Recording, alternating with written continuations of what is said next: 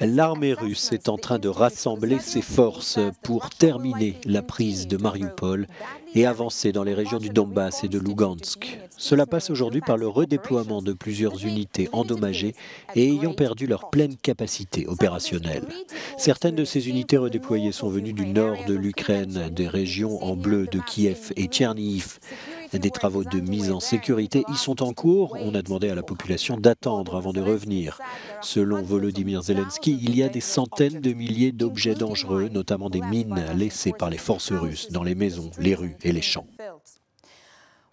Les cibles de la Russie ont donc changé et désormais ce qui compte, c'est la prise de Mariupol, les offensives de front sur les régions de Donetsk et Lugansk, une offensive le long d'un axe nord-sud pour encercler les forces ukrainiennes à l'est.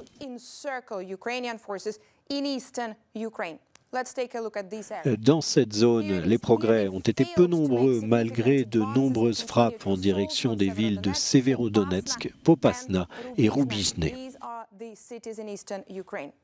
Intéressons-nous à présent à Mariupol, où le maire a affirmé que 10 000 civils étaient morts dans le siège de sa ville et que le nombre de morts pourrait en fait dépasser les 20 000. Mariupol est toujours encerclé.